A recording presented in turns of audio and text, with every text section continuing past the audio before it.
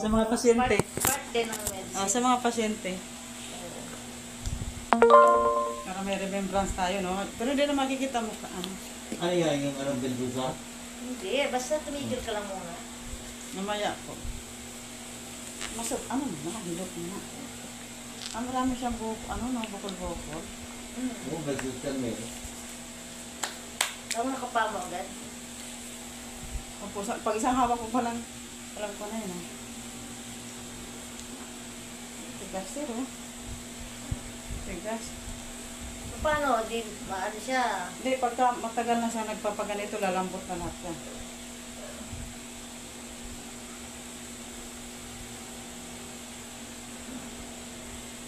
Marami siya, ano, matigas pa. Maraming labig. Hindi, yung mga bukol-bukol. Oo, meron talaga yan. Braso. Ito sir, mga balakang. Pag matagal ka tayo. Kasi pag siyempre yan ang iyong ano ng ito. Pinaka ano ng ano. Ito, Siyempre balakang pa to, ako. masakit dito. Hindi ko ano.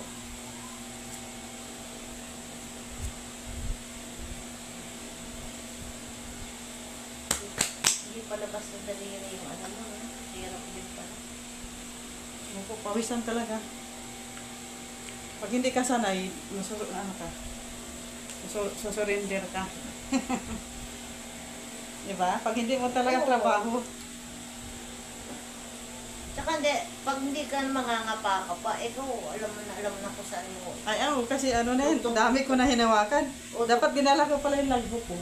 Dugtong-dugtong mo. So, ano na siya, tuloy-tuloy na. Lahat na, pantay, pare-pareho lahat. Oo.